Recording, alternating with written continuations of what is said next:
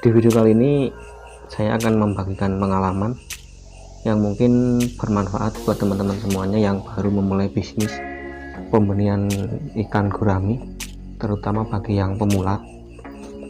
Jadi larva gurami atau telur gurami sebelum ditebar di kolam pendedaran itu harus dikarantina kurang lebih sekitar 5 hari sampai 1 minggu dengan tujuan agar mudah dalam pengontrolan.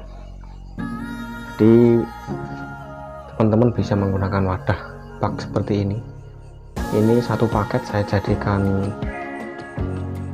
4 bak ya. Satu paket itu isinya 10.000.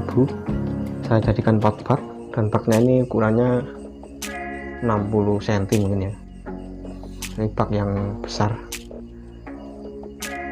dan ini larvanya ini umurnya sudah 3 hari.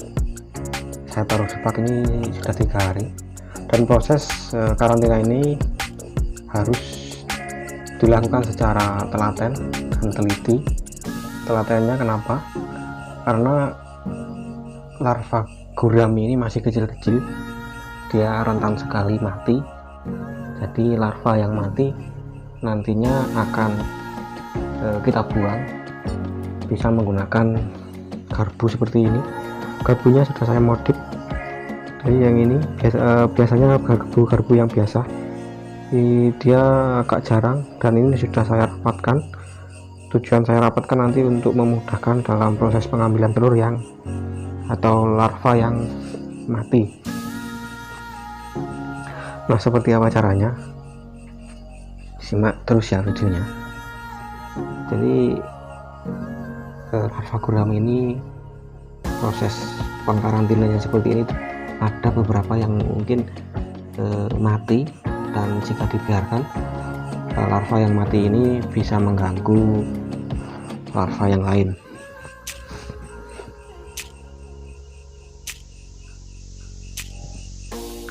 Dan karena ini larvanya sudah sehat ya, jadi tidak ada yang mati. Tadi pagi sudah saya buang yang mati. Jadi larva yang mati itu warnanya putih susu ya. Ini ada yang mati. Nah, ini ya, dia tidak bergerak, dia mati ya, seperti ini. Jadi ini larva gurami yang mati ini harus segera dibuang karena nanti bisa mengotori daripada airnya ini. Jadi harus dibuang. Dalam proses ini larva ikan gurami tidak diberi makan karena di dalam perut sudah ada cadangan makanan.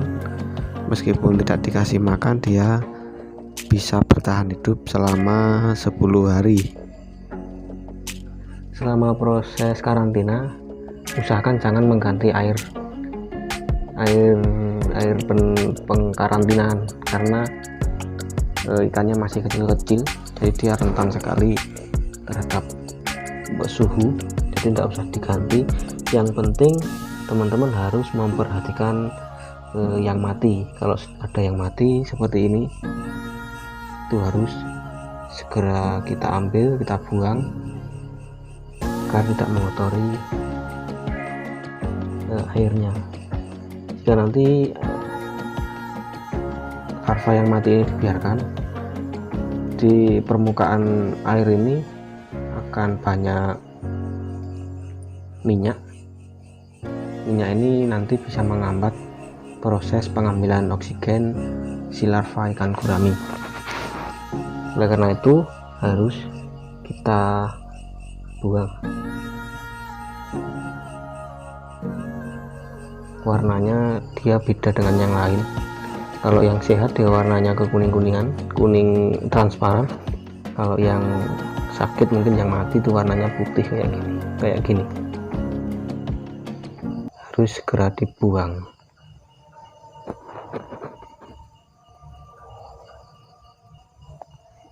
Dia sudah nggak gerak. Nih, kita buang saja.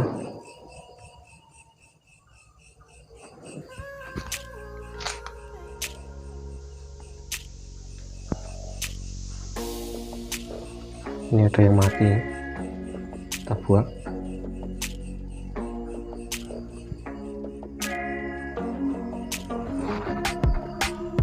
Karena ini di malam hari, si larvanya lebih aktif, dia keliling-keliling, dia muter-muter, tapi tidak apa-apa. Bentar lagi ini sudah bisa ditebar di kolam pendederan karena umurnya sudah hampir 1 minggu, kira-kira sekitar 5 harian.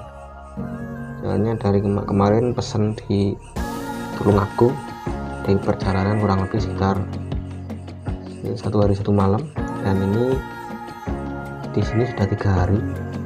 Nanti 2 hari lagi akan saya tebar di kolam pendederan.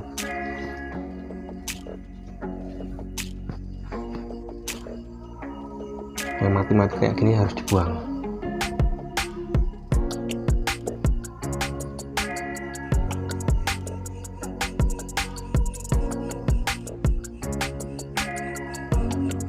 Jadi kemarin itu ada yang teman saya, dia belum pernah memelihara larva gurami, masih ditaruh di dalam bak ini. Dia enggak tahu kalau larva yang mati itu tidak pernah dibuang, dan alhasil larvanya mati semua. Dalam proses pengkarantinaan ini dia sangat rentan sekali terhadap suhu, terutama suhu dingin. Usahakan jangan terlalu dingin, jangan terlalu panas. Jika melakukan proses pengkarantinaan seperti ini, usahakan di ruang tertutup, misalkan di dalam rumah, tapi yang jadi dia tidak terkena sinar matahari secara langsung. Jika teman-teman menemukan di permukaan ini banyak kayak minyak, teman-teman jangan khawatir, teman-teman bisa menggunakan kertas koran, teman-teman potong-potong jadi dua bagian seperti ini. Caranya cukup mudah. Letakkan kertas koran di permukaan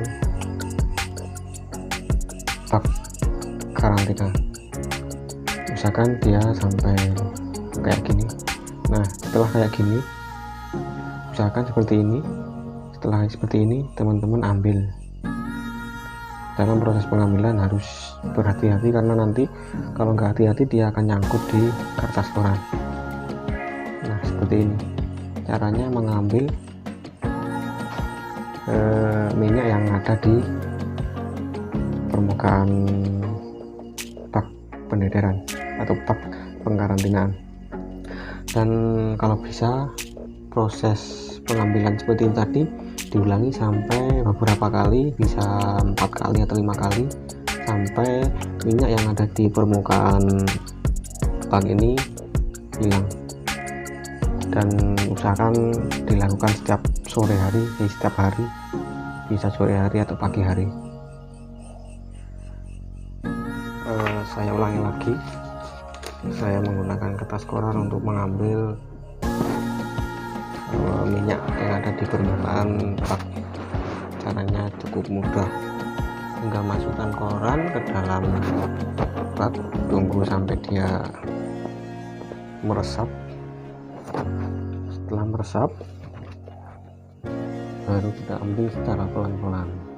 Usahakan jangan sampai si larva nyangkut di kertas koran. Kita ulangi sampai bisa 5 kali atau 6 kali, sampai minyak yang ada di permukaan hilang semua.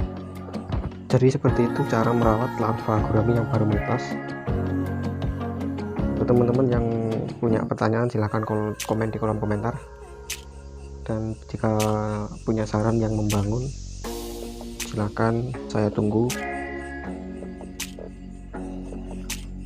Oke, cukup sekian, sampai jumpa di lain kesempatan.